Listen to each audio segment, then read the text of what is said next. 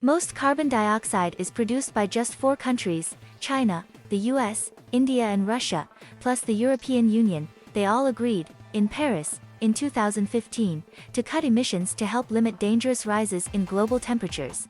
But what steps have they taken since? China is the largest producer of CO2, responsible for a quarter of all global emissions. And its carbon emissions are still rising, largely because of a reliance on coal. China has not made clear if its carbon neutrality will involve cutting emissions or offsetting them by finding other ways to reduce an equivalent amount of CO2. Last month, President Xi Jinping announced it would stop funding new coal-fired projects overseas. But at home, coal mines have been ordered to ramp up production to meet surging energy demand. Although Beijing has promised to cut back on coal use from 2026, China has made progress on renewable energy. It now accounts for more than a third of all global solar power and is the world's biggest producer of wind energy. But the country needs to cut demand for coal by more than 80% by 2060 to meet its climate goals, according to the International Energy Agency. Climate Action Tracker, meanwhile, says China's policies and actions are insufficient, and if every country followed the same path it would lead to a global temperature rise of 3°C. More than 80% of U.S. energy comes from fossil fuels, although renewable energy sources are on the increase. President Joe Biden's environmental plan looks to expand green energy further, with a $150 billion clean electricity program to reward utility companies switching from fossil fuels. But it has faced opposition from some U.S. lawmakers concerned about the impact on the coal and fracking industry. CO2 emissions have been dropping over the past decade. But Climate Action Tracker says U.S. actions and policies are insufficient, needing substantial improvement to meet the Paris Agreement goal of keeping to a 1.5°C increase in global warming. The top CO2 emitters in the EU are Germany, Italy, and Poland.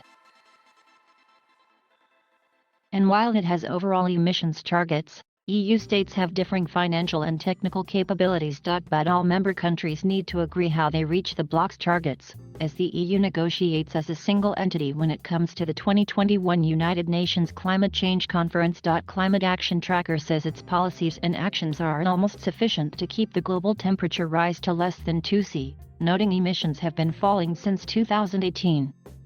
India's annual CO2 emissions have risen steadily in the past 2 decades, but it produces the lowest emissions per person among the top 5. India has argued the wealthier, more industrialized nations should bear more of the burden, as they have contributed far more to global warming over time. And it has a target for emissions intensity, CO2 per unit of economic growth, saying this is a fairer way to compare with other countries.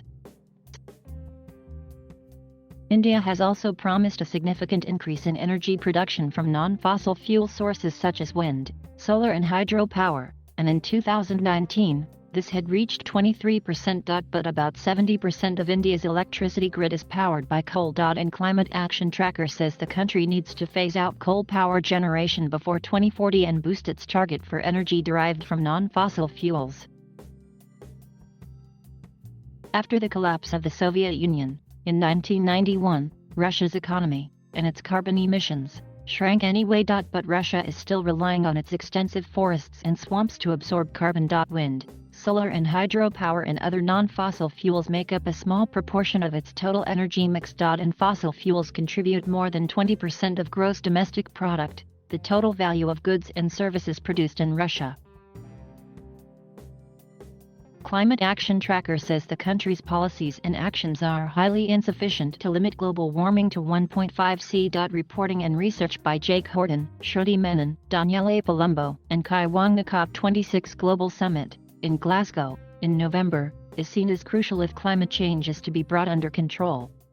Almost 200 countries are being asked for their plans to cut emissions, and it could lead to major changes to everyday lives.